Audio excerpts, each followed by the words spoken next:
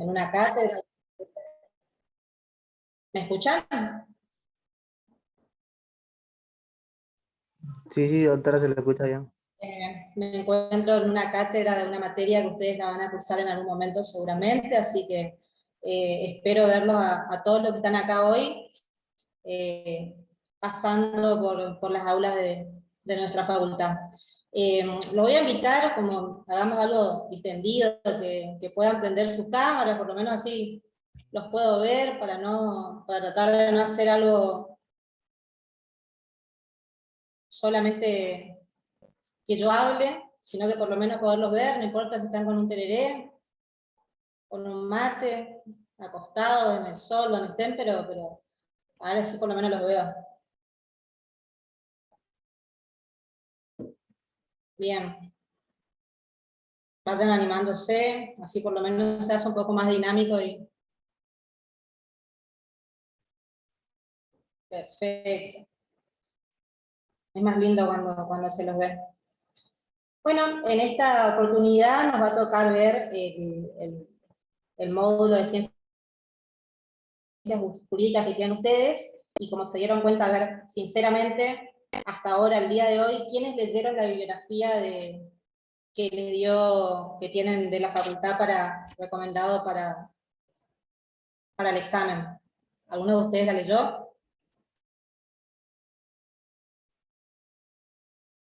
¿Nadie? ¿Hay algunos que sí? Bien. El autor que nos propone la facultad en esta oportunidad es Javier Patiño Camarena, de los derechos del hombre a los derechos humanos. Esa es la bibliografía que ustedes van a usar, un fragmento de ese libro, y bueno, es lo que se les va a tomar. Vamos a hablar un poco de cómo se fueron introduciendo los derechos humanos dentro de nuestro ordenamiento jurídico, y considero que por ahí los antecedentes, como nos presenta el autor, son de fácil comprensión, así que vamos a ir charlando de a poco. Vamos a dividirlo en dos clases, en la de esta oportunidad y una más, y después, si a ustedes les queda alguna duda, van a poder ir preguntando o volviendo sobre el mismo tema, ¿sí? Vamos a empezar con eso. En el capítulo primero, cuando nos empieza a hablar el autor sobre la perspectiva histórica que tienen los derechos humanos para nosotros, él empieza a hacer una especial referencia a la palabra de libertad, si ustedes empezaron con la lectura. Los derechos humanos guardan una estrecha relación con la palabra libertad, a la cual ustedes van a escuchar todo el tiempo a lo largo de su carrera, y va a ser objeto de estudio de muchas materias, y bueno, y ustedes van a poder ver que este concepto de libertad se puede tomar en forma abstracta o en forma concreta, nos dice el autor. ¿Qué significa la palabra abstracto? ¿Alguien que pueda decir? Los invito, esto no es algo que se les va a poner nota, nada, acá se pueden equivocar, hagamos un ida y vuelta así. Que ¿Qué significa? tiene como que tiene varias percepciones de cada uno, que lo toma como cada uno lo puede tomar. Bien, ¿alguien más? Como que existe para el hombre porque es el hombre quien la puede comprender. Bien. Para mí, La libertad, en una forma de considerar la libertad como algo abstracto, quiere decir que una concepción vaga, que no es algo determinado, es algo ambiguo, indeterminado, que se obtiene por abstracción, algo que cada uno va a ir formando sobre ese concepto, como decía una compañera de ustedes, ¿sí? A eso se refiere cuando se puede tomar la libertad bajo un concepto de una forma abstracta, indefinida, ir formando el conocimiento de acuerdo a lo que cada uno pensamos, o de una forma concreta. ¿Qué es algo concreto? ¿Qué nos dice?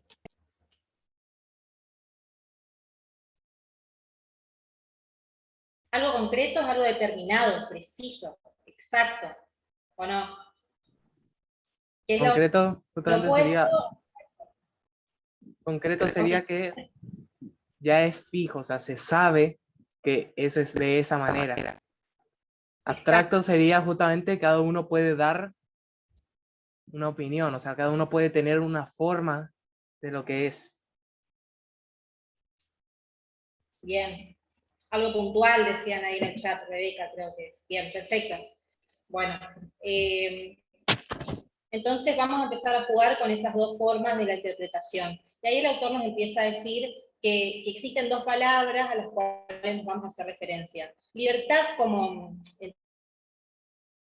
entendida en la traducción de liberty, y libertad como freedom. Las dos palabras significan lo mismo, son sinónimos, pero tienen una connotación diferente. Ahí yo les recomiendo, porque seguramente el examen de ustedes, ahí les pido a alguno de los chicos del centro estudiante que me corroboren si es así o no, el examen es múltiple choice. Sí, doctora, es múltiple choice. Es múltiple choice, bueno. Ustedes lo que van a tener que estudiar es exactamente lo que está acá, y no apartarse de lo que tienen acá. Entonces, por ahí, ustedes tienen que darle lectura bastante repetida a lo que tienen acá, y empezar a hacerse, yo les recomiendo que para esta primera parte, hacerse como un cuadrito de diferenciación. Entonces, la libertad puede expresarse de dos maneras diferentes, y se pueden abordar de estas dos formas. Si hablamos de liberty, el autor utiliza la connotación de liberty para hablar para acercarlas al sinónimo de libertas. Libertas viene del latín, entonces cuando nos referimos a liberty, va a venir de la palabra libertas, que viene del latín, y que está expresada por los griegos, y que tiene un carácter de una idea pura. ¿Ah? Liberty, idea pura, del ideal humano, lo que es el ideal humano. Y sin embargo, freedom, si ustedes hacen una distinción en un cuadrito que puedan ustedes hacerse de apunte, es una creación anglosajona, nos va a decir, y es la libertad de la persona como entidad jurídica protegida institucionalmente. Acá ya nos da un concepto más concreto, como decíamos antes, ¿sí? Es la libertad de la persona como entidad jurídica protegida institucionalizadamente, frente a la autoridad. Esa es una diferenciación. Después nos sigue diciendo el autor que liberty, la liberty de los griegos y de los latinos, nació como una idea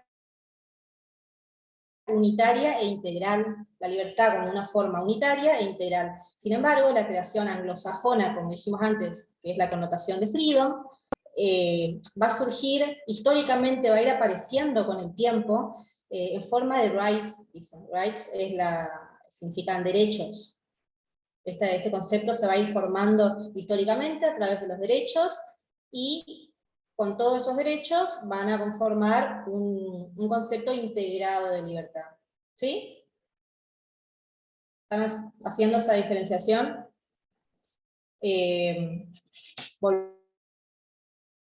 Volvemos otra vez a liberty. Nos va a decir el autor que tiene la historia, se ve la historia desde el punto de vista psicológico-moral, habla de lo psicológico-moral, y sin embargo el concepto jurídico, institucional que dijimos antes de freedom, estamos en la otra parte ahora, evoluciona y se transforma a través de la historia, en un concepto jurídico, ¿tá? Y que se va a ir transformando a lo largo de la vida, según las circunstancias económicas, políticas, sociales que vayan atravesando la sociedad. Sin embargo, volvemos otra vez atrás. La connotación de liberty es un punto de vista psicológico-moral. ¿Bien? Seguimos. Liberty va a ser referencia a la extrahistoria, una identidad, volvemos a lo anterior, una entidad ideal o de idea pura. Sin embargo, freedom es la libertad concreta, histórica, que después se va a incorporar al derecho positivo. Vieron que cuando hablamos de freedom siempre nos va a decir cosas más concretas.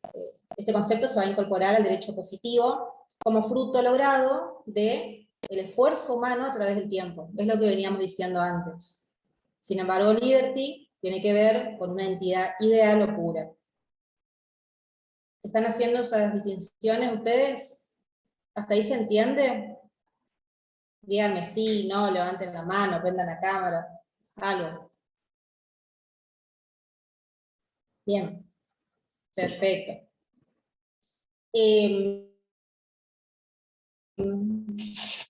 Después nos dice el autor, trae a connotación del apego que tienen estos dos conceptos cuando hablamos de cuándo una persona es libre.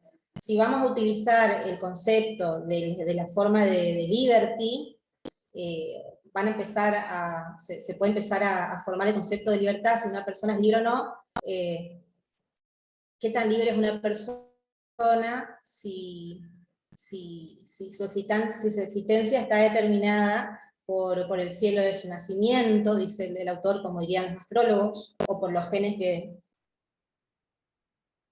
componen sus cromosomas, como dirían los biólogos? Y sin embargo, cuando hablamos de freedom, el cuestionamiento que nos vamos a hacer de cuando una persona es libre, cuándo es libre una persona, en algo concreto, cuando no está en la cárcel, ¿no?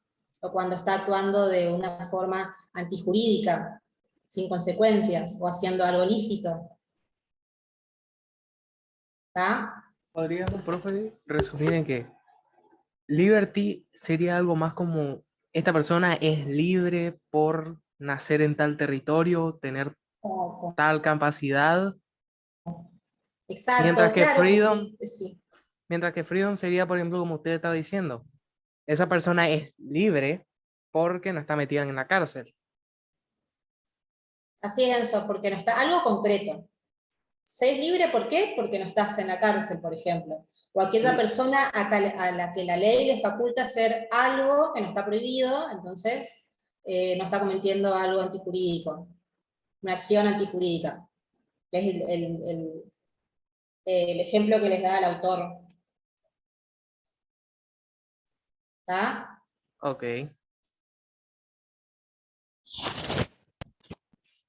Es algo, se van dando cuenta que por ahí las concepciones de freedom tienen que ver más con lo que está escrito, parecería ser, y liberty con lo que cada uno va creando dentro del fuero interno de su cabeza. ¿O no? Podríamos decir que sí. Podríamos decir, bien. Por ahí los que no se animan a hablar y quieren escribir en el chat, los leemos, ¿no? Bueno, los textos constitucionales han sido resultado de muchas luchas históricas a través del tiempo, por acciones y pensamientos sostenidos de los pueblos y de las luchas que estos han tenido. Así se van llegando, abordando a los derechos que hoy en día los tenemos como derechos del hombre, y después ustedes van a ver relacionarlos con la noción acabada de derechos humanos. La doctrina va a reconoce en forma unánime que los derechos del hombre históricamente sucedieron a los derechos estamentales y vinieron a significarse como derechos públicos fundamentales. ¿Tá? Vamos de vuelta. Los derechos del hombre aparecieron después que los derechos públicos fundamentales. ¿Tá? Son esos derechos que tienen los hombres o las personas frente al poder del Estado. Eso ténganlo muy presente en cuenta. Se van creando estos derechos o van apareciendo a través del tiempo porque las personas, el hombre, empezó a poner límites a la acción del poder gubernamental. No es lo mismo, por ejemplo, los derechos que todas las personas tienen hoy en día, que los derechos con los que se contaban ciertos grupos ahí en tiempo de la Edad Media. Me preguntás si no son los Durante la... mismos. No, obviamente no son los mismos. Porque, como Pero, sabemos, hoy todo el mundo tiene derechos, sin importar raza, género. tiene sus derechos. Pero en esos tiempos, tipo, cuando el sistema de gobierno era monarquía, había obvio que los derechos estaban divididos por el estamento en donde estabas. Exactamente, eso lo vamos a ver ahora un poco más adelante, muy bien, eso sí es. Después se van transformando, porque siempre empezaron a ser como derechos de unos cuantos, para luego transformarse en derecho de todos. ¿Sí? Bien, seguimos. Pero está bien lo que traes a colación, es así. Como les venía diciendo anteriormente, está bien, también ahí estoy viendo el chat de lo que están escribiendo, están bastante orientados. Se va empezando a configurar de a poco la órbita de la libertad individual, ¿sí? La órbita de la libertad individual de las personas y el límite, en paralelo, el límite que ponen los hombres frente al poder que ostenta el Estado. Obvio que estos límites y estos nuevos derechos se van a ir formando dependiendo del lugar, del tiempo y la situación de cada grupo de personas o de cada comunidad. Los derechos del hombre, también acá le dice el autor, que entre los derechos del hombre también van a encontrar ustedes los conceptos de garantías constitucionales, que van a llegar ustedes al concepto de garantía constitucional, y acá el autor a ustedes le empieza a hablar de garantías individuales, ¿sí? No existe una diferencia esencial entre ellos, pero sí lo que son cosas distintas. La garantía, ¿qué es una garantía individual? ¿Qué entienden ustedes por el concepto de garantía individual? Que seguramente es una posible pregunta de examen de la que ustedes van a tener que marcar. O por lo menos me animo a decirlo. ¿Alguien?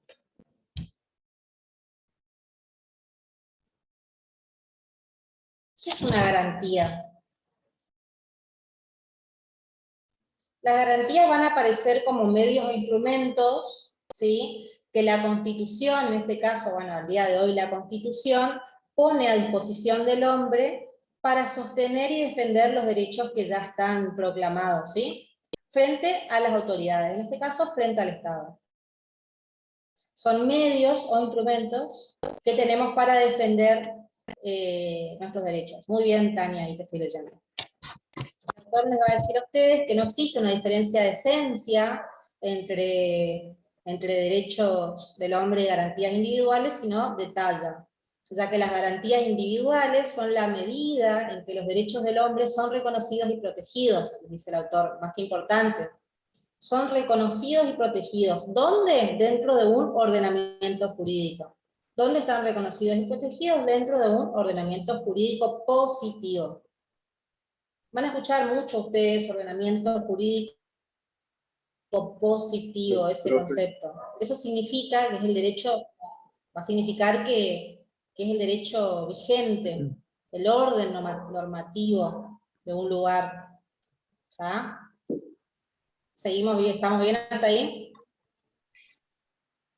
Y por lo mismo, esas garantías, con las garantías que tenemos, le va a imponer obligaciones esenciales al Estado frente a su población.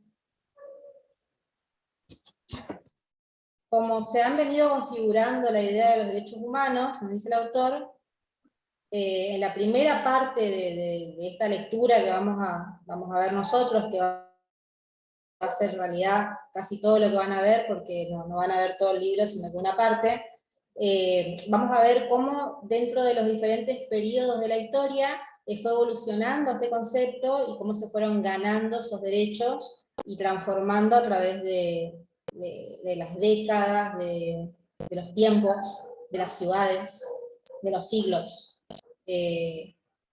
Vamos a empezar a ver, vamos a hablar de Grecia, de Roma, vamos a hablar de las colonias inglesas, francesa, como seguramente habrán visto ustedes en su lectura. Bueno, estamos con el concepto de liberty freedom, eso lo tienen bastante ¿Lo tienen entendido?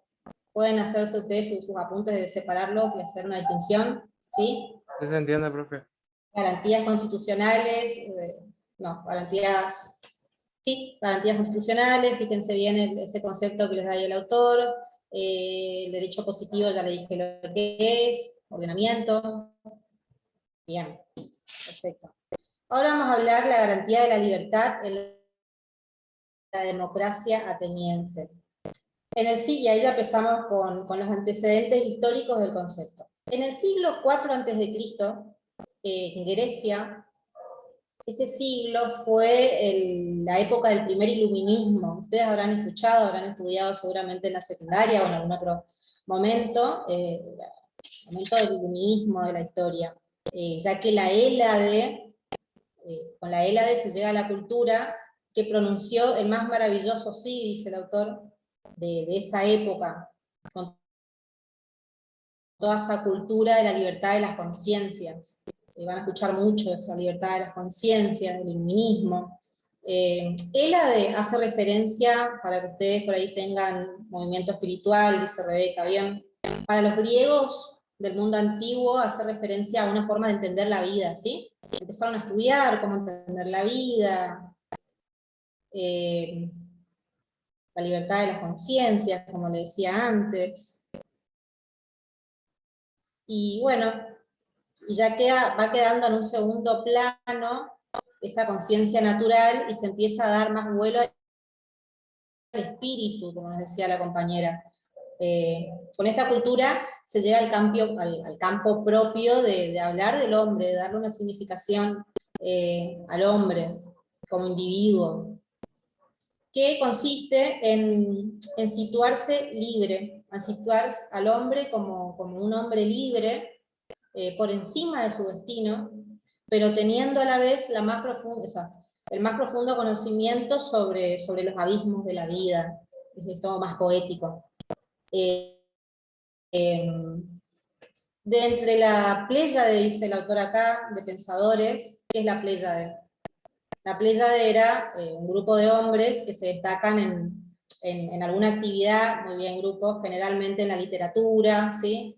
En el arte, que vienen de una misma época. Bueno, esta pléyade de pensadores hicieron grande a Grecia y enriquecieron toda esta época del iluminismo que les estaba haciendo referencia antes. En Grecia, esas personas, quienes más tenían importancia en ese momento, ¿quiénes eran? A ver, alguien que leyó, ¿cómo se llamaban esas personas? Esos pensadores. ¿Filósofo? Los sofistas, bien. Los sofistas. Ahí después vienen los conceptos.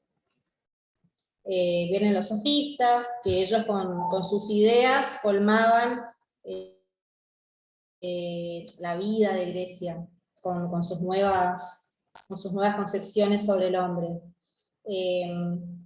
Esos sofistas de ese entonces eran los expertos de retórica de la antigua Grecia, que se dedicaban a enseñar cuál era el sentido de la vida, de dónde venía el hombre, el sentido de la palabra, la oratoria, el hablar en público, ¿sí?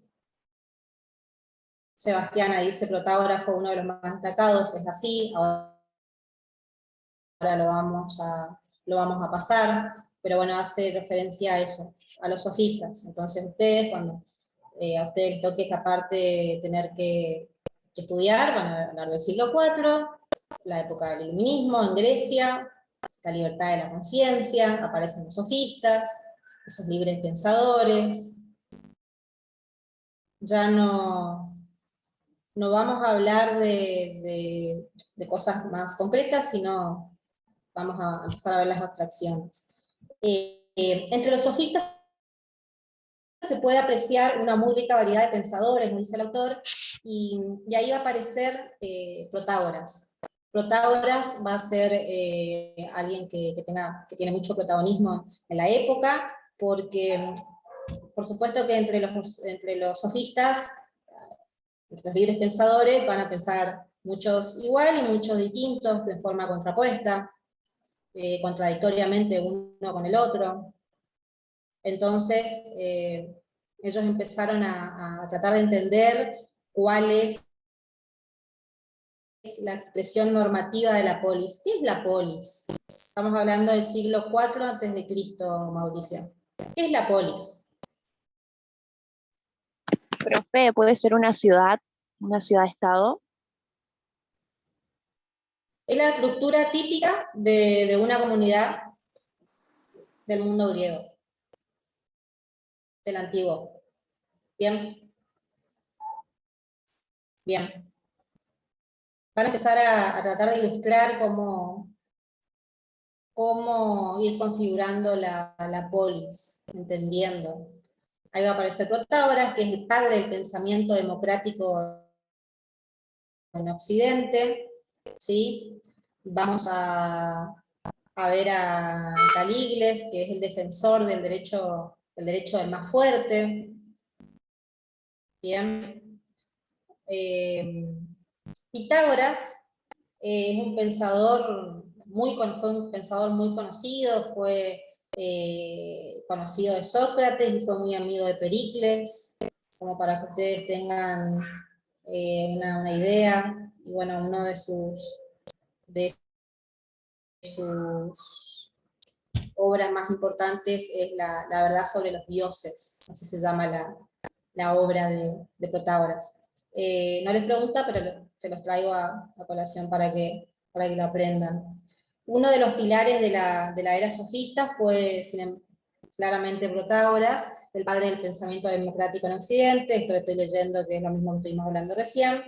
Y acá lo que hace el autor es compartir con ustedes la fábula de Prometeo y Epimeteo, que era cantada por Platón. Vamos a repasar esto, y si por ahí no lo entienden, volvemos atrás, y quien lo haya leído puede aportar su conocimiento. En ese momento, Sócrates e Hipócrates se van al encuentro de Protágoras, y porque Hipócrates quería distinguirse en su patria, dice el autor. Entonces se fueron a escuchar las lecciones del maestro Protágoras.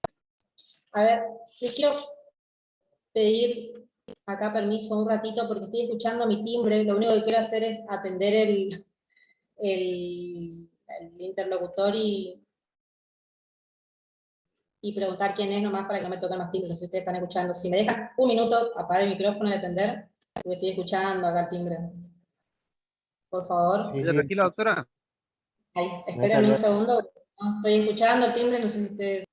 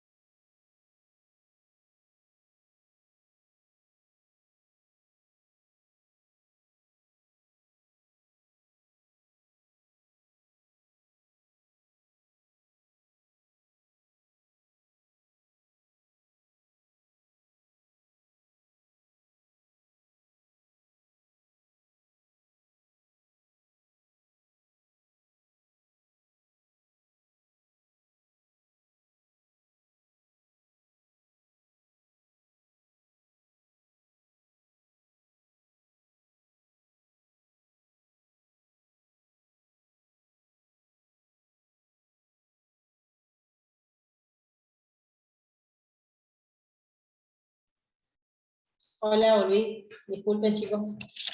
Bien, ¿dónde estaba? Les estaba contando que Sócrates e Hipócrates fueron al encuentro de Protágoras, porque a Hipócrates le importaba distinguirse dentro de su patria, para escuchar las lecciones que Protágoras podía darles en ese momento.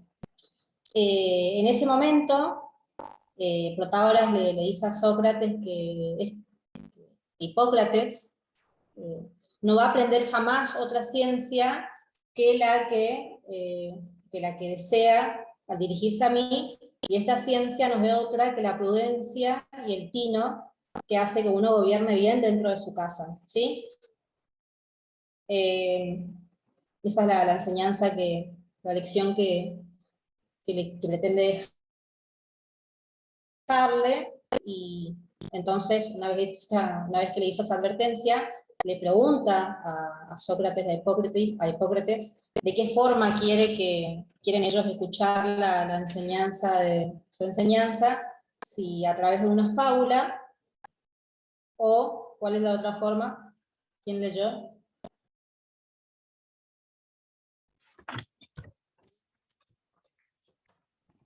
La lectura parece, ¿eh? ¿Un discurso razonado? O a través de un discurso razonable. Discurso. Protagoras le dice, ¿quieren escucharla a través de un discurso o a través de una fábula? Y bueno, los dos acompañantes le dicen que elija él, es él quien debe decidir, y entonces él decide hacerlo a través de una fábula, dejarle la enseñanza a través de una fábula. Antes de eso, volvemos al concepto de polis,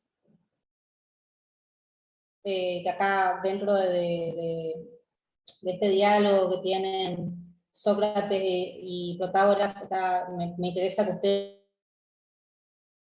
lo marquen dentro de sus apuntes.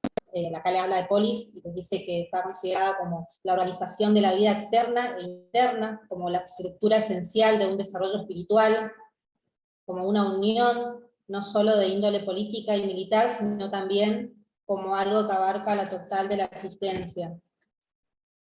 ¿Bien?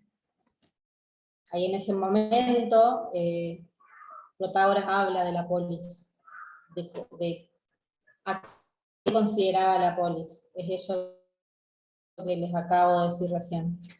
¿Lo tienen? Bien. Entonces, Protágoras empieza a empezar con el mito de la fábula, y empieza diciendo que en el momento en que existían los dioses, solamente existían los dioses y todavía no los mortales. Cuando empezaron a iniciarse por los destinos de la creación de los mortales,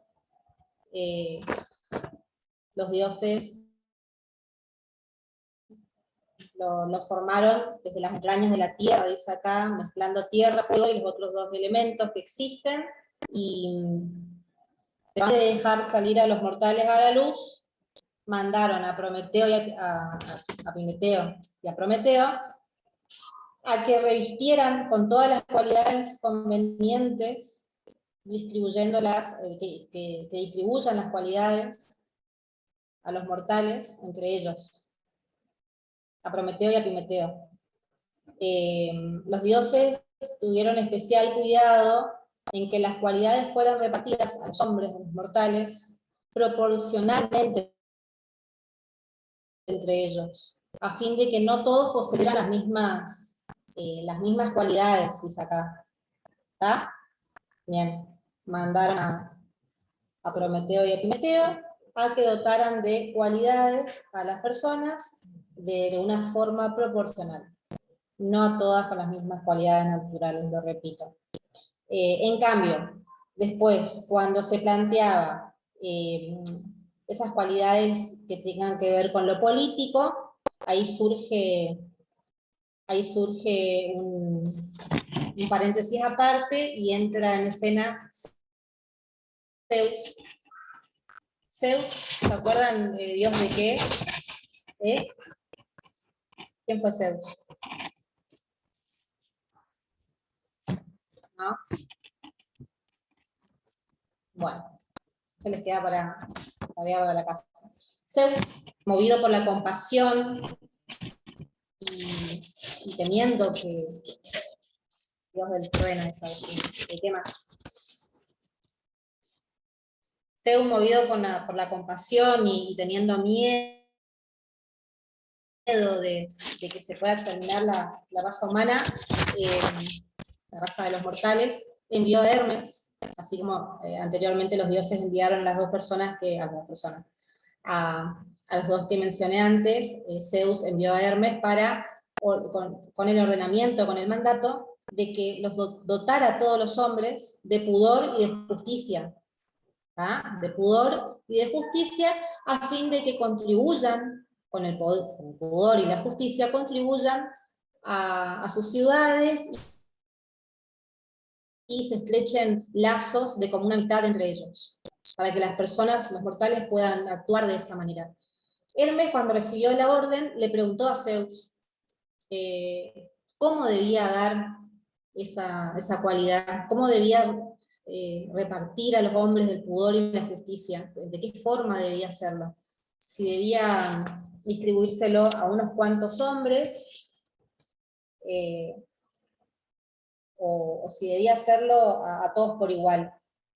Porque, por ejemplo, fueron atribuidos solamente anteriormente, con la orden de los dioses anteriores, solamente le fueron atribuidos a unos cuantos hombres el arte de curar, por ejemplo. A otros les fueron investidos de otro tipo de artes, a otro grupo de personas, para que pudieran replicarlo, o para que pudieran usarlo para las personas que no tenían ese don, o esa arte, y así.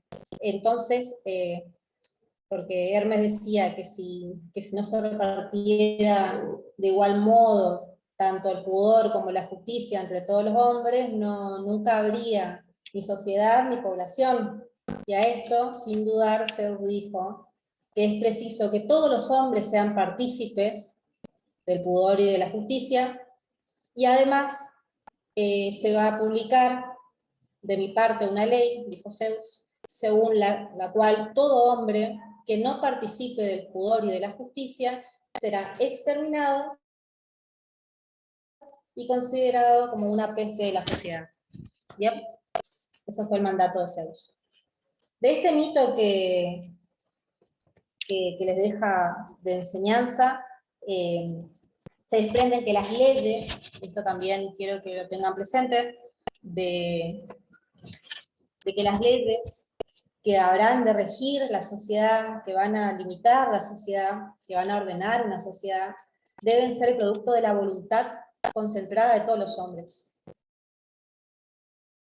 ¿Sí? Ya que todos poseen aptitudes éticas indispensables para participar en la formación de las leyes. Y acá el autor del libro trae a otros autores a consideración y nos dice que por ahí que los griegos hayan considerado que en esa época clásica los griegos de la época clásica no le confirieron especial atención a los derechos del hombre, en verdad. Ello se debió a que ellos no consideraron al Estado como un ente que tuviera una existencia propia y distinta de la asamblea de los hombres que gobernaban, que se gobernaban por sí mismos. No hacían esa distinción. De aquí que ellos no tuvieran que postular la existencia de un conjunto de derechos anteriores. No había derechos anteriores a esto que les estoy comentando, superiores, independientes de un poder o de una entidad que estuviera por encima de los hombres, por encima de los hombres y que ordene su vida, ¿no? Y ahí ustedes van a ver que en una democracia directa, que es como les dice el autor acá, no existe ningún poder sobre los hombres, y porque en todo caso los derechos del hombre frente al poder habrán sido los derechos del hombre contra ellos mismos. Eso es lo que a ustedes les deja el autor. Es por ello que los autores mencionados, que son los que les da ahí el autor del libro, concluyen en que Grecia, esa Grecia de Pericles, la Grecia de Pericles, la garantía de libertad personal consistía en que el gobierno era ejercido por los mismos ciudadanos. ¿tá? La garantía de la libertad personal en Grecia consistía en que el gobierno era ejercido por los mismos ciudadanos. Ténganlo claro. ¿Quién era Pericles? ¿Alguien sabe? Fue el principal estratega de Grecia. A él lo llamaban el Olímpico, porque tenía una voz muy imponente, dicen, y y por sus explicaciones y los dotes que él tenía al momento de la oratoria, de orar. ¿Está? ¿Van bien hasta ahí? ¿Alguien quiere preguntar algo? ¿Aportar algo? Profe, Sí. disculpe doctora, quería preguntarle si puede repetir lo que había dicho, o sea, brevemente nada más, en los últimos 5 minutos porque tuve un problema con el celular y el cargador, por eso solamente. No sé, es que no sé dónde te quedaste, la verdad no. Lo último fue cuando usted estaba hablando sobre Zeus. Profe, ¿esta clase está grabada? ¿Esta clase está grabada? ¿Esta clase les queda grabada a ustedes como para que su compañera puede, le pregunto a los chicos de la franja? Sí, doctora, está grabada la clase. Así le invito a la compañera a que lo pueda volver a escuchar y te pido disculpas, así por ahí podemos avanzar un poco más y bueno, y después vos puedas volver en el video, ¿sí? Bien, ahora pasamos a la Roma y el imperio de la ley. Entonces, ¿de dónde estábamos hablando recién? ¿De qué lugar? ¿De qué siglo? Alguien rápido que lo diga. Siglo, lugar y principal De Grecia, exponente. profe, del siglo IV. Bien, Grecia, siglo IV. ¿Quién fue Antes el de principal Cristo. exponente? Pericles. Pericles. ¿Qué conceptos vimos? Rápido. El concepto, no el concepto, sino la palabra.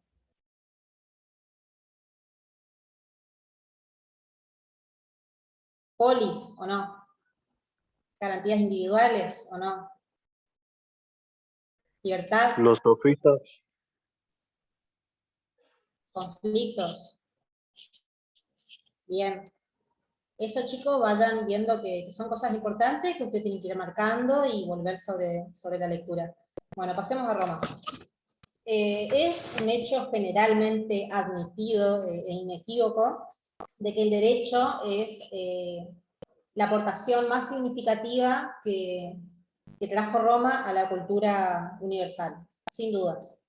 Los juristas romanos en el periodo de oro, como dice el autor del derecho, supieron generar el convencimiento de que la ley es el instrumento por excelencia a través del cual se debe limitar el poder. ¿Está?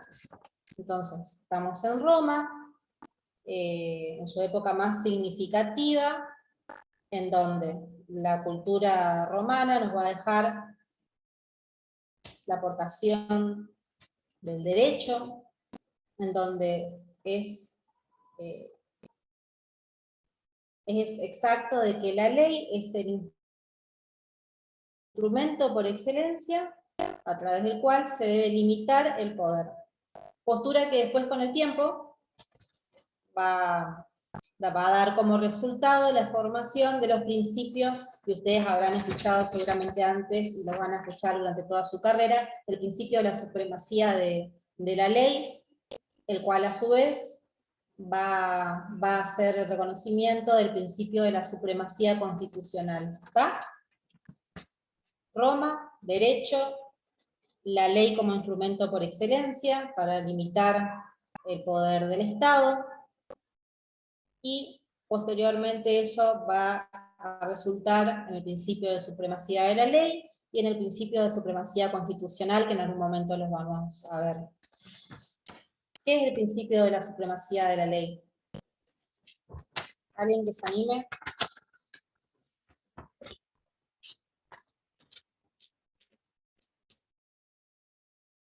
Este principio considera al concepto de ley como centro del sistema político, a la ley como el centro del sistema político, en tanto, en función de eso, todos los poderes del Estado se van a situar respecto de la ley y van a estar en un marco de estricta subordinación a esta. ¿Está? Eso quiere decir. En este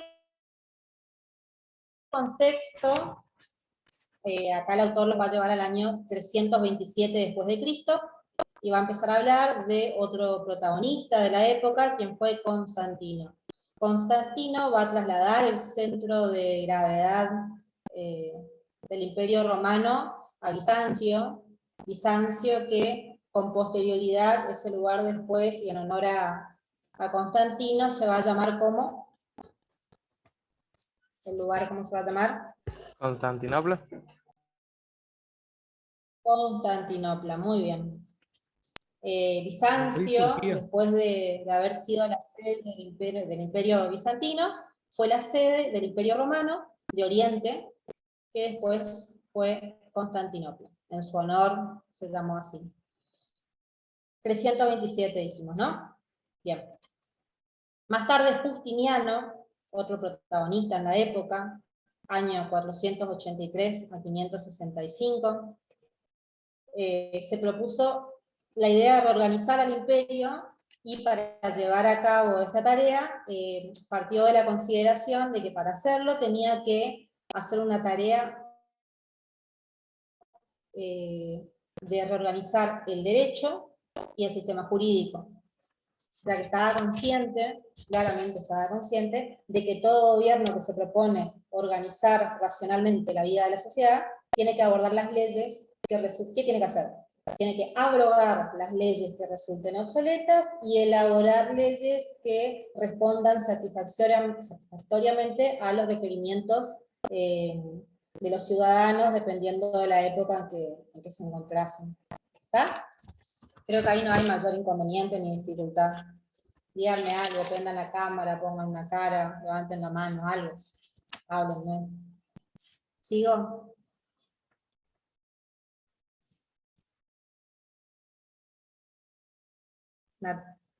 Bueno, sigue. Así, con este propósito de reorganizar el sistema jurídico, sí. Jorge, te escucho. ¿O quién fue? Sí, le comenté que siga, que está entretenida la... Perfecto. Así, con el propósito de reorganizar el sistema jurídico, como le venía diciendo antes, Justiniano nombró una comisión, vayan aprendiendo las cosas puntuales y marcando dentro de su bibliografía y tratando de memorizarlos. Justiniano, para reorganizar, el sistema jurídico, nombró una comisión de 10 hombres. La comisión trabajó, esto es muy importante, trabajó intensamente en ese momento, en esa época, y en el año 529, esta comisión, ¿de cuántas personas? ¿Me están escuchando? De 10, profe. ¿En qué año?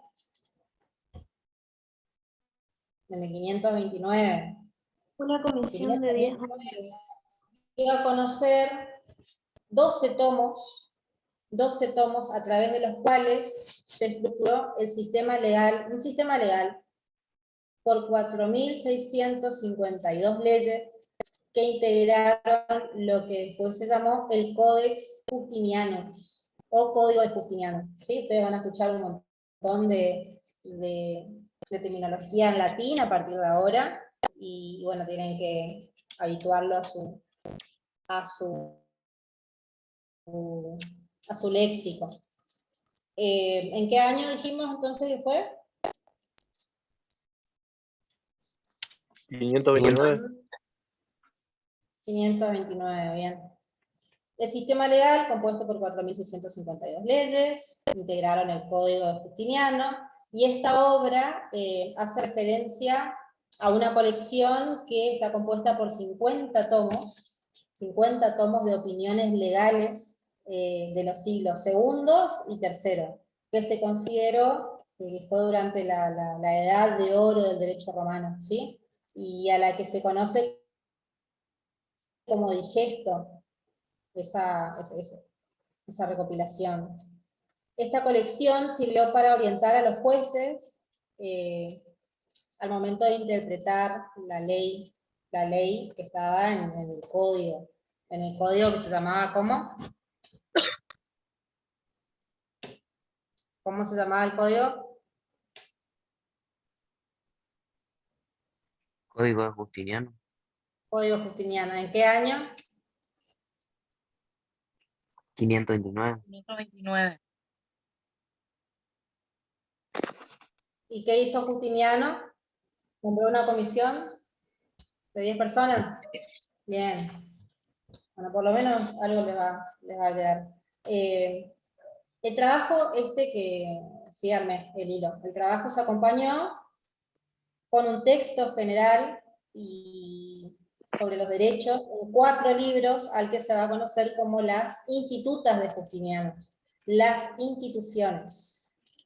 Las institutas de Justiniano o las instituciones. Ese texto que vino a significarse como un manual didáctico que tiene fuerza de ley. Estas 3 partes que le nombré recién, que ustedes la van a estudiar bien, se añadió con posterioridad otra parte que se llaman las novelas. Las novelas lo que hicieron es sistematizar las leyes expedidas por el propio Justiniano, y todo eso va a dar lugar a la configuración de un corpus iuris civilis. Corpus iuris civilis. Entonces, cuando a ustedes les preguntan qué es el corpus iuris civilis, ustedes van a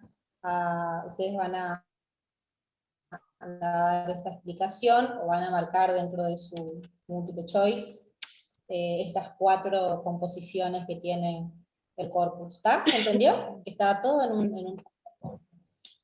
El corpus iuris civilis es la mayor recopilación de la época de los derechos romanos. ¿Está?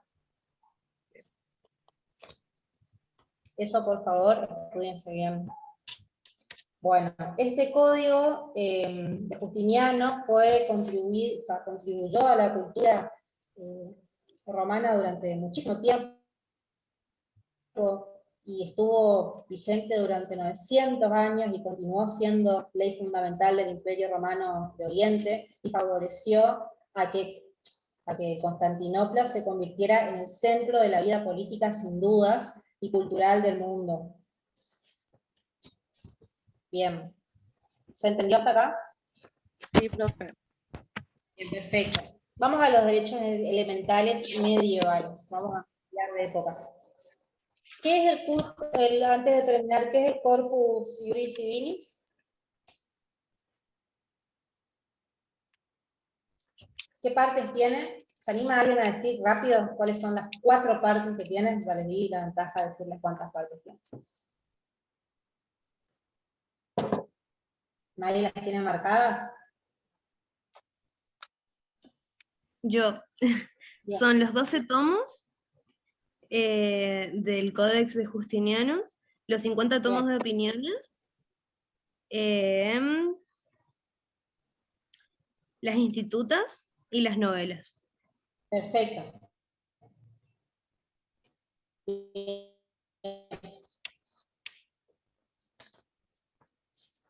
Pasamos de tema, los derechos estamentales medievales. Durante el medioevo la sociedad se presentaba al hombre como naturalmente estructurada dentro de un orden jerárquico de estamentos, ¿sí? De estamentos de un estatus desigual, en el que la desigualdad se va a sentar más esencialmente en el principio hereditario. ¿Está? En esta época se va a ver una fuerte distinción estamental, en donde la desigualdad va a estar marcada esencialmente por el principio hereditario. ¿Qué es el principio hereditario? Es ese principio que está condicionado por el nacimiento de las personas, porque ya que depende de la familia en la que un hombre naciera, va a pertenecer a un estamento u orden determinado de derechos, y el que va a hacer lugar a que pertenezca a un estatus social distinto de otro. ¿Bien? ¿Se entiende? En ese momento era así.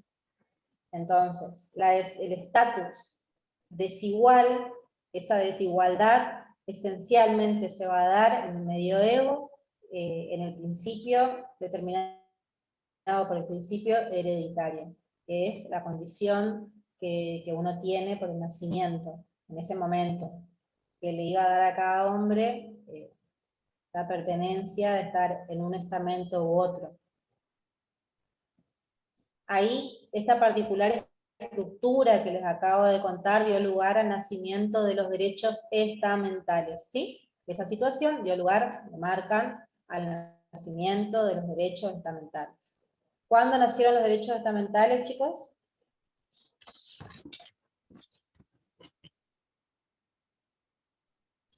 En el medioevo. ¿Bien? Título, tienen el título de arriba. En el medioevo. Ya que si bien es cierto que la organización medieval limitaba, como les dije antes, la oportunidad que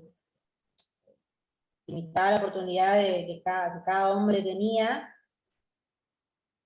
y hacía más grande la brecha de desigualdad social y política, también ofrecía una protección, dice el autor, sobre esos estamentos, que podría revestir la forma de autotutela. Y acá el autor es claro y les trae a colación y les dice, podría revestir la forma de autotutela, de un derecho, de resistencia de los estamentos mismos. Y acá les trae a colación, ustedes vieron que tienen su bibliografía, ¿algunos leen los pies de páginas o nunca leen los pies de páginas? Aprendan a leer los pies de páginas, porque ahí también ustedes tienen información. Ahí el autor les dice que les trae a colación los fueros de Castilla y Aragón. ¿Alguien sabe de lo que estoy hablando? ¿Alguien está en esa parte del texto y lo leyó? ¿Es algo de las bulas papales? Pero ¿qué extrae el autor ahí de los fueros de Castilla y Aragón?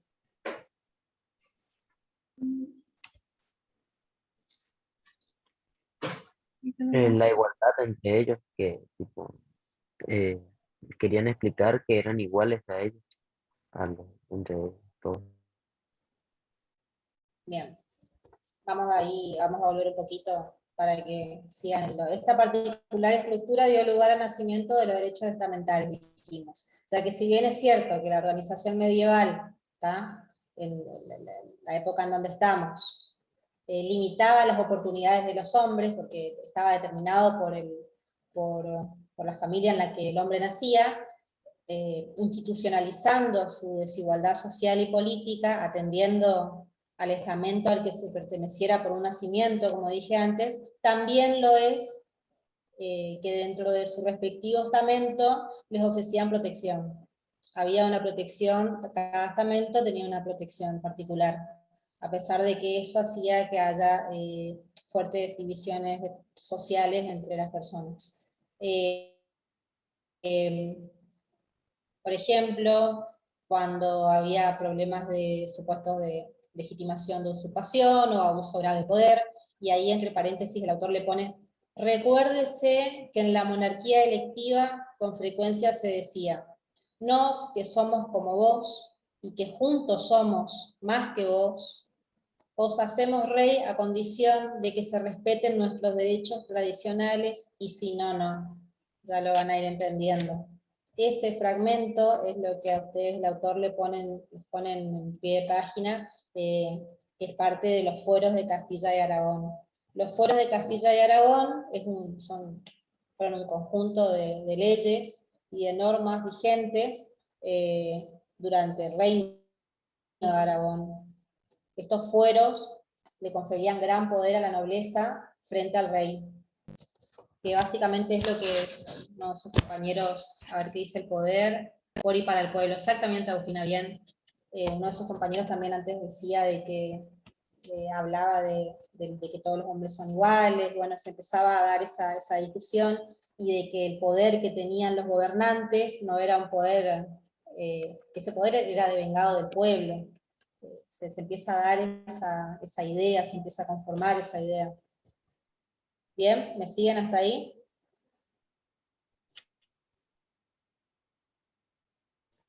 Sigo.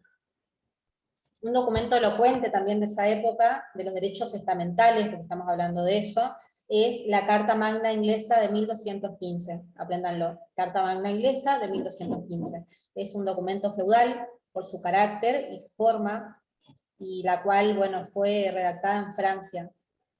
Carta Magna Inglesa, 1215, redactada en Francia, en la abadía por el cardenal Langton.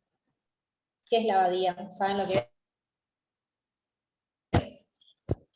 Es sinónimo de monasterio, para quienes no lo saben. A la cabeza de los varones, bueno, fue redactado por el cardenal Langton, a la cabeza de los varones sublevados contra el rey, en ese momento. El rey en ese momento fue, ¿quién fue? ¿Alguien leyó? Juan Sin Tierra. Juan Sin Tierra, perfecto. Entonces, volvemos un poco. Un documento elocuente de los derechos estamentales es la Carta Magna Inglesa de 1215,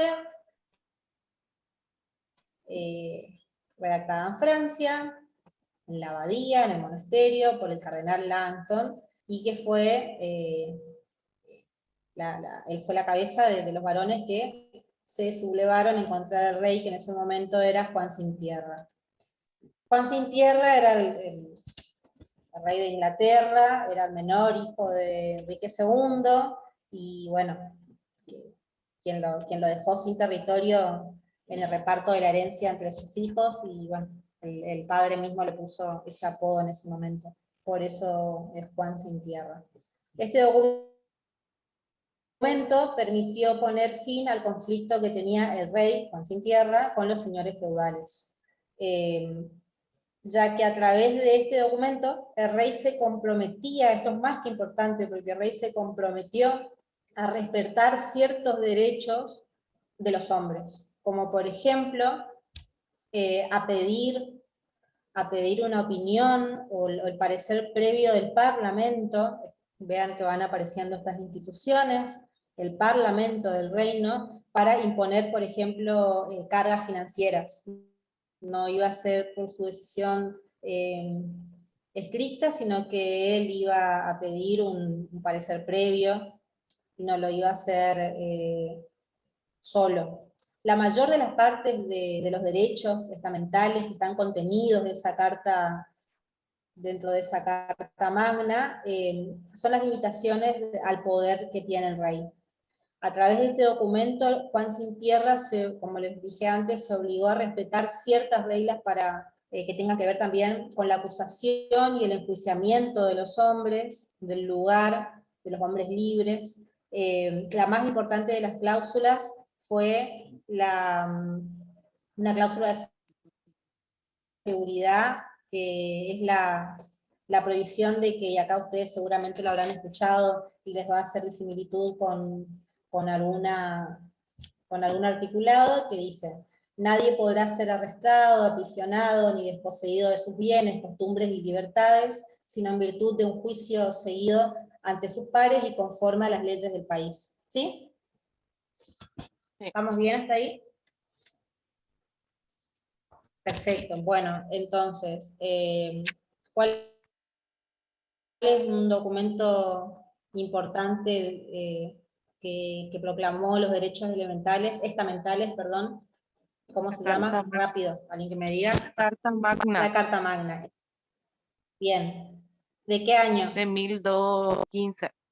Bien, otra persona. ¿En dónde fue redactada? En Francia. En Francia. Francia. ¿Por quién fue redactada? El cardenal Langton. Bien. ¿Y por qué? ¿Para poner limitaciones a quién? Al poder del rey. Al poder del rey. ¿Quién era el rey? Juan Juan Sin Sin Tierra. Tierra. Bien, chicos, bien. Las cláusulas más importantes de la vida, además ya pueden ahí. A ver, para limitar el poder, bien Cintia también, ahí los leo. Prendan sus cámaras, chicos, no me dejen sola acá. Por lo menos los veo. No importa dónde estén. Si están tomando sol, por lo menos los veo en un lugar lindo, o un tereré. Bueno, ahí está, bien. Hacen compañía. En la Edad Media, bien, ahí está Agustina, se van sumando. En la Edad Media se sucede el descubrimiento de América. En la Edad Media se sucede el descubrimiento, bueno, en la postrimetría del autor, el descubrimiento de América, y sin duda este acontecimiento se puede considerar como signos de primera globalización, el descubrimiento de América. Toda vez que se fueron, en este hecho se descubrió población aborigen, y a que se reconozca, traten de apagar sus micrófonos cuando no van a hablar, así no se escucha bien. Pero sí prendan sus cámaras, entonces nos acompañan. Bueno, como les decía antes, como resultado del descubrimiento de América y estos primeros signos de globalización, aparecieron las poblaciones aborígenes, y este hecho obligó a que se reconocieran, al reconocimiento de que los seres humanos, más allá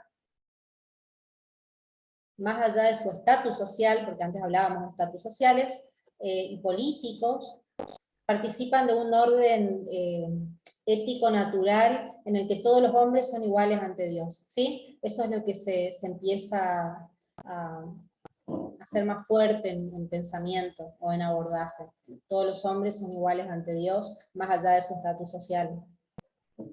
Estos principios fueron defendidos principalmente por otro actor muy importante de la época, que fue Santo Tomás de Aquino, y su escuela, y por teólogos españoles durante el siglo XVI y siglo XVII. Y ahí acá el autor creo que les dice, acá sí, por Victoria, Las Casas, Soto y Suárez. Bien, entonces, ¿qué pasó en las postimetrías de la Edad Media? ¿Alguien me diga? Rápido. El descubrimiento de América. Descubrimiento de América. ¿Signos de qué? De la primera globalización. De globalización. Bien. Entonces, y con la aparición de estas poblaciones aborígenes, ¿qué idea empieza a surgir? De que todos somos Los hombres iguales somos iguales ante Dios. ante Dios. ante la mirada de Dios. Perfecto, bien. Vamos a seguir en el tiempo y vamos a ir a la tradición jurídica inglesa y a las declaraciones de los derechos de las ex colonias inglesas de Norteamérica. ¿Está? A partir de la promulgación de la Carta Magna Inglesa, que fue ¿en qué año dijimos? 1215. La Carta Magna Inglesa. 1215.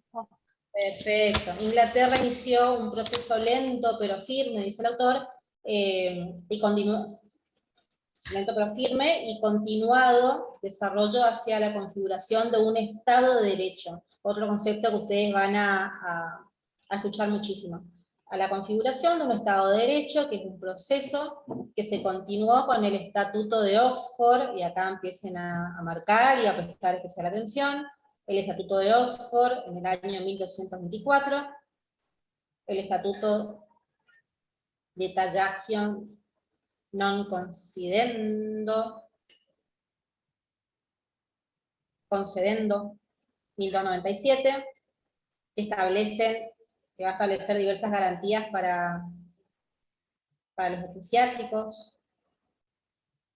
Otro documento también que va a revestir particular importancia, dice el autor, dentro de la historia del derecho inglés, va a ser la Petition of Rights, del año 1628, y ahí se protegieron diversos derechos personales y patrimoniales de los súbditos ingleses.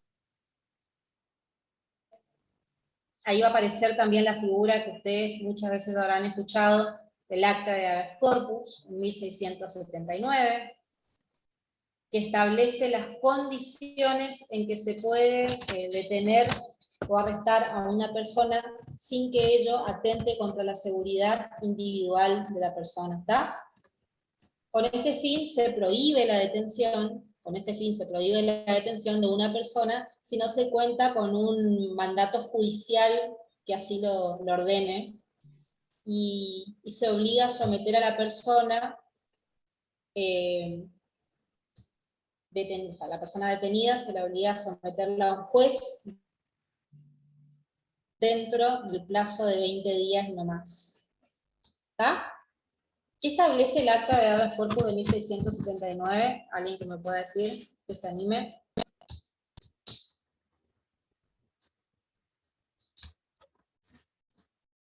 Prohíbe la detención de una persona sin que esto atente contra sus derechos personales. No, prohíbe la detención de una persona cuando... Establece las condiciones en que se puede detener o arrestar a una persona sin que ello atente contra la seguridad individual. Sí, bien. Se tiene que contar con un mandato judicial, dijimos, y obligar, esta persona está obligada a que sea detenida y llevada al juez dentro del plazo de 20 días. Seguimos, la Declaración de Derechos, Declaration of Rights, en 1688, márquenlo también, que ahí se consagró la victoria del Parlamento sobre el poder de, ustedes habrán escuchado seguramente, a estos personajes, sobre el poder de Guillermo y María de Orleans. ¿Qué más tenemos? Bueno,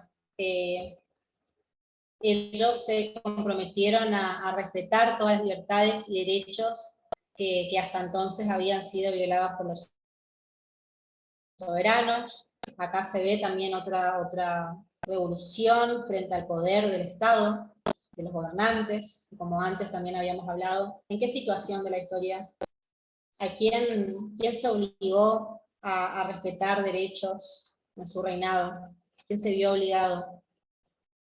¿Qué rey? El rey Juan Sin Tierra. Juan Sin Tierra fue uno, bien, perfecto.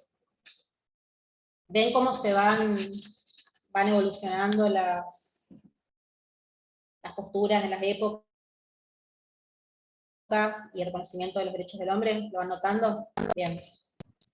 Sin embargo, los derechos así proclamados y protegidos no pasaban de ser derechos de los hombres libres ingleses. ¿Tá? La tradición jurídica inglesa adquirió nuevos caracteres en este tiempo, con motivo de la independencia de las colonias inglesas, fundadas en Norteamérica. Así, en la Declaración de la Independencia de los Estados Unidos se sostiene como verdades evidentes el que todos los hombres nacen iguales. Volvemos otra vez a estos conceptos que veníamos repitiendo y que se venían fundando en el tiempo. Todos los hombres nacen iguales y fueron dotados por el creador de ciertos derechos. Y acá aparece una palabra más que importante: derechos inalienables, entre los cuales están los relativos a la vida, la libertad, la búsqueda de la felicidad. ¿Qué significa inalienable? Que no se Inviolable. puede... ¿Cómo?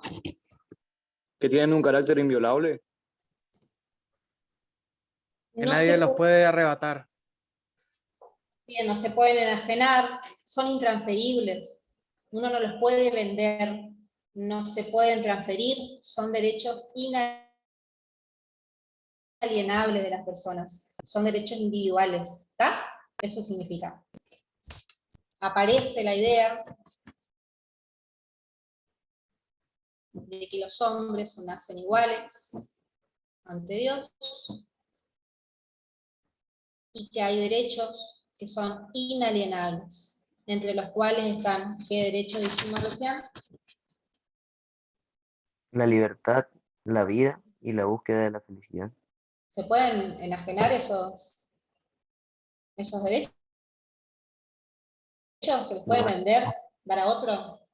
No. ¿Se les puede transferir? No.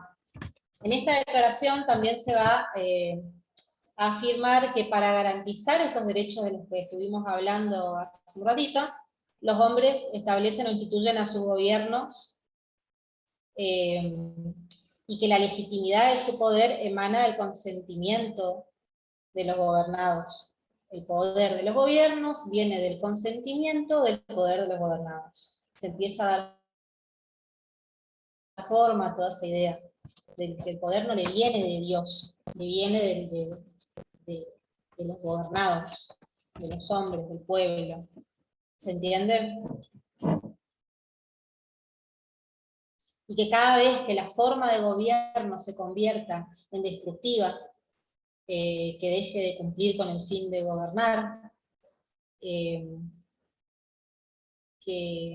el pueblo empiece a notar una forma destructiva, como les dije recién, el pueblo tiene el derecho de cambiarlo, si quisiera, de abolir ese gobierno, si quisiera, y de establecer un nuevo gobierno fundándolo sobre los principios de los que hablamos antes, y organizar bajo la forma que más le parezca conveniente para procurar la seguridad social y su felicidad. Las primeras constituciones, esto también es importante, las primeras constituciones de las ex colonias inglesas que en ese momento fueron las de Virginia, la de Massachusetts, la de Filadelfia. ¿Qué más? ¿Están siguiendo una lectura? ¿Alguien las puede nombrar? La de Pensilvania y Delaware. ¿Delaware? ¿Cuántas son? 5. Bien. Esas primeras constituciones que antes eran colonias inglesas, organizaron sendos de estados soberanos, independientes entre sí, y consagraron un capítulo que contenía una declaración de derechos. En la declaración de derechos, que es la llamada Bill of Rights, en inglés, pero traducida es la Declaración de Derechos, de Virginia, redactada en el año 1776, va a expresar varias cuestiones que son más importantes, que ustedes las van a ir leyendo y siguiendo la lectura, pero vamos a nombrar algunas como para traerlas acá a colación y que se metan en tema. Que todos los hombres son por naturaleza iguales, eso lo dijimos, igualmente libres, independientes, tienen ciertos derechos innatos, de los cuales cuando entran en estado de sociedad no pueden por ningún pacto privar o desposeer, a saber, el goce de la vida y de la libertad, con los medios para adquirir y poseer propiedad, buscar y conseguir la felicidad y la seguridad. En la sección segunda, también van a poder ver de que lo que hablábamos antes, de que todo poder está investido en el pueblo, y consecuentemente deriva de él, el poder es del pueblo, y deriva de él hacia el gobernante, o hacia los gobernantes. Eso también lo estuvimos repitiendo, que los mandatos, los magistrados son sus mandatarios y servidores, y no lo es. Bien, ¿estamos hasta ahí? ¿Qué significa inalienables? Intransferibles derechos. Bien, que no se pueden transferir, no se pueden vender. Que no se pueden arrebatar. Bien. Ustedes, les pregunto porque la verdad que esto es para ustedes y no quiero aburrirlos ni perder tiempo. Les sirve la forma en la que estoy hablando, rápido, despacio, ¿estamos bien? Pueden decirlo con libertad. No soy yo quien les va a tomar el examen, así que no se preocupen. ¿Estamos bien? Bueno, bien. Ahí ustedes van a ver, si siguen en la lectura, van a ver cuáles son las enmiendas y cuáles son las otras secciones. Lean, por favor, porque va a estar en sus exámenes. pero no tienen mayor dificultad, por lo cual ustedes van, ¿en qué página estamos? Me perdí. Y creo que era, no sé, porque hoy vengo. No sé si es la 11, 12 de su bibliografía. Pasan en la lectura con las enmiendas y las demás consideraciones que empezamos a hablar, y ahora vamos a empezar con ya el último título, y después los voy a dejar para que ustedes vayan a dar la lectura, y la clase que viene vengan con todo, con la Revolución Francesa en adelante, y ahí ya vamos a terminar con, si Dios quiere, con... Vamos ahora al constitucionalismo y la Revolución Francesa. Les voy a meter en tema y ahí ya los voy a dejar. Les voy a dejar a ustedes que lean, como les dije antes, son las enmiendas, hasta la 10ª enmienda creo que tienen ustedes en su bibliografía, ¿sí? Y las secciones. No es mucho, que no es difícil de comprender. En el periodo que va desde el Renacimiento de la Revolución Francesa, se desarrolla el constitucionalismo individualista y liberal. Esos son conceptos que vamos a ir identificando y describiendo para que ustedes tengan presentes y puedan hacérsele más fácil la lectura. Que muy bien pueden ser caracterizados como la suma de ideas y pensamientos, de hechos y acontecimientos que se desarrollan dentro de un periodo y que a la postre hicieron posible que se configuraran diversas instituciones tendientes a subordinar el ejercicio del poder al derecho. Eso vamos a ir viendo. Y dentro de estos acontecimientos que tuvieron lugar en este periodo de constitucionalismo, de Revolución Francesa, se destaca el nacimiento del desarrollo de un Estado moderno. Bien, vamos a empezar a ver los vestigios del Estado moderno. Este Estado moderno nació como un Estado monárquico, totalmente centralista y nacionalista.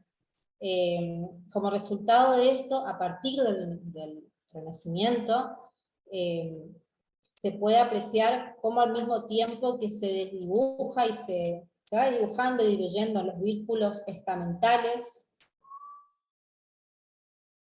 se desarrolla un Estado moderno bajo el signo de en aquella época, de un absolutismo monárquico de la corona, que es el fenómeno que obligó a que se plantearan nuevos términos de limitación al poder.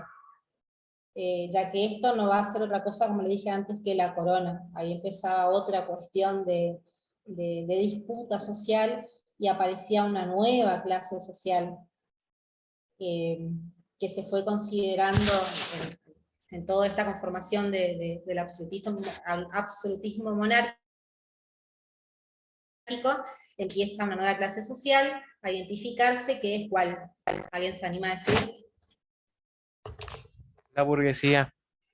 La burguesía, muy bien. La burguesía se consolida como nueva clase social, les dije recién, a lo largo de los siglos XVII y XVIII, y que van a empezar a crecer en poder y van a empezar a reclamar que se supriman esos privilegios que tenía la nobleza, y que se reconociera el principio de igualdad del que tanto empezamos a hablar, de todos los hombres ante la ley.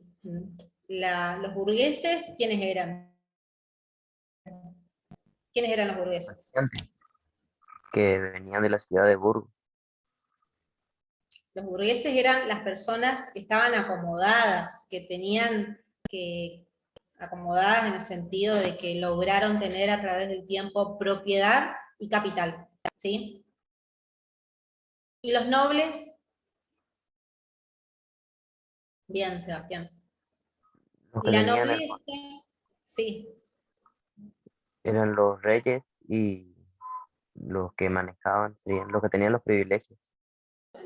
La nobleza era una clase social, no eran los reyes, pero los que tenían mayor posición uno de los grupos que tenía más posición en cuanto a la división de estamentos. Y tenían privilegios distintos que el resto, y también ellos recibían muchas veces tierras de parte del rey, eran quienes recibían, o aquellas personas quienes heredaban, traían ese legado y lo heredaban. Bueno, frente a esta clase social se empieza a poner más sólida y a aparecer esa clase burguesa, que bueno, vamos a ir viendo en el paso de la próxima clase de la Revolución Francesa, y la conformación, cómo se va formando este nuevo Estado de Derecho, este Estado moderno, ¿sí? Ya los dejo tranquilo con la bibliografía.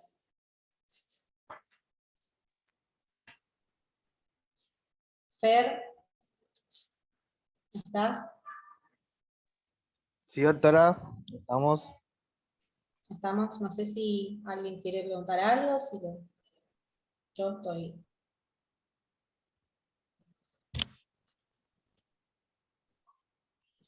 ¿Alguien tiene alguna duda?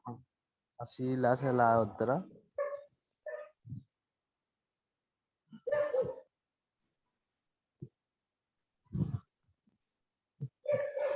Por ahora bien.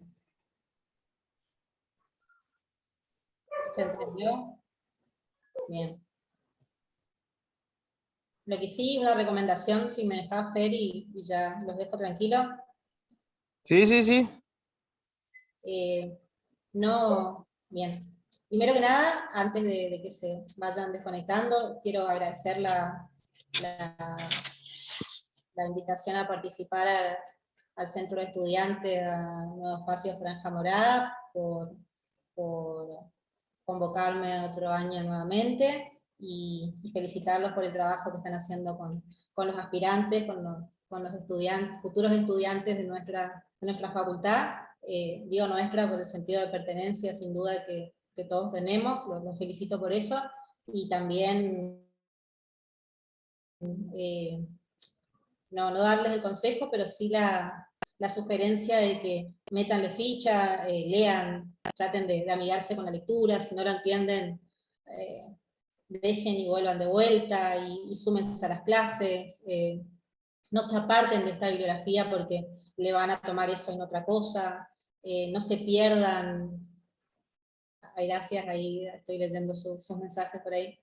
No se pierdan de ninguna oportunidad de estudiar y de aprender, porque la verdad que la satisfacción que van a tener después es muy grande, es muy provechosa, es muy grande, y seguramente, les digo con seguridad, y ojalá se acuerden de mí el día que se reciban, el paso por la universidad para cualquier persona o para la mayoría de nosotros es la etapa más linda de nuestra vida, porque van a empezar, van a tener amigos, van a sociabilizar más, van a pensar en el otro, algunos se van a abocar a tirar a la investigación, otros van a asistir a clases y a tratar de recibirse y meterle a la profesión, otros van a seguir estudiando, van a conocer a sus novios, a más amigos, van a hacer deporte, van a conocer totalmente una vida que los va a enriquecer mucho, y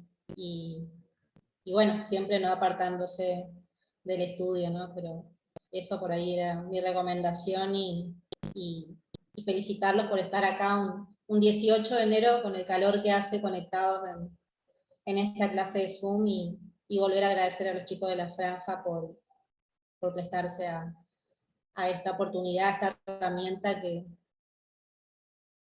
dan para que los chicos puedan salir exitosos en sus exámenes. Eso por mi parte. Gracias a usted, doctora, por dar esta clase de apoyo para los chicos, que seguramente es una gran herramienta para ellos. Y quería recordarles que mañana también arrancamos con el módulo de lógica a las 10 de la mañana. Seguramente ya vamos a estar pasando el ID por los grupos, y así con las demás clases. Si por ahí nadie más tiene alguna pregunta con respecto a esta clase, nos vamos despidiendo. ¿Cuándo nos vemos de vuelta con esta materia? Sería el viernes, las ¿No es 18 horas. jueves? El jueves está la clase de lógica. Ah, ¿no es jueves a las 18? El viernes sería. No, está. Jueves a la Viernes. tarde está en el anuncio. Estamos entonces. ¿Nadie tiene alguna duda, alguna pregunta? Bien. No. Hasta luego entonces. Buenas. Vamos Sí. Yo tengo no sé si sería una duda, pero como nosotros, la mayoría quizás somos todos nuevos, yo anteriormente sí me inscribí en una carrera en ciencia de la educación, cursé un tiempo, pero lo dejé porque era más que para obligación, para darle el gusto a mi mamá, pero lo dejé. A mí, por ejemplo, la abogacía me llama demasiado la atención. Sé mucho también porque pasé mucho tiempo trabajando en empresas y demás cosas y eso también te abarca mucho conocimiento. Justamente ahora hay un módulo de contabilidad que para mí eso sí me es muy fácil, pero quisiera que nos cuentes, si podés, si tenés un tiempo, tu experiencia, tu paso por la UNE, por la facultad, qué consejos nos darías a nosotros siendo nuevos, aparte de los que ya nos diste. Bueno, voy a ser muy breve porque así sí los dejo y no quiero aburrir, pero bueno, gracias por contarnos tu experiencia y mi paso por la facultad particularmente, que bueno, por ahí no tiene que ver con la clase, pero lo voy a tratar de hacer breve. Sin duda, bueno, vos dijiste que tenías herramientas, que tenés herramientas de haber estudiado otra cosa, haber empezado, y no, yo realmente salí de la secundaria y vengo de Misiones, del Dorado Misiones hoy, hice el ingreso en la facultad, ingresé y empecé con las materias, y como les dije antes, ustedes van a tener seguramente los chicos del centro de estudiantes, ya los van a ir guiando, y ustedes, la facultad ofrece, la universidad ofrece muchas posibilidades para nosotros de permanencia y de enriquecimiento, tanto pedagógico como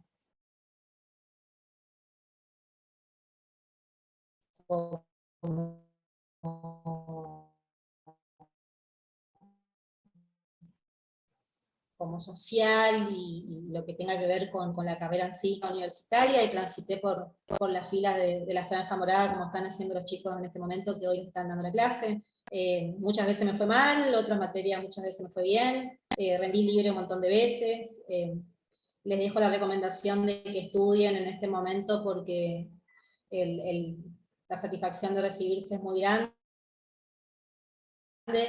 y muchas veces no me di cuenta que por ahí había que estudiar un poco más y aprovechar las oportunidades, que es lo que tienen que hacer, pero en otros momentos sí, después ya me puse en camino, y eso, cada uno va a ir buscando la rama de la abogacía que más les gusta, van a empezar gustándole una cosa y después otra, van a querer abandonar un montón de veces, pero básicamente eso, no.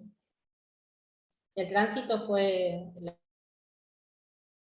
para mí la época más linda de mi vida, sin dudas. Y de hecho sigo perteneciendo o vinculada a la facultad, a la universidad, porque hoy estamos acá en esta clase y aportando siempre a los chicos del centro de estudiantes, y ya nos vamos a encontrar cuando lleguen a derechos societarios, seguramente conmigo, que por momentos estoy adscrita a una cátedra, así que eso más que nada.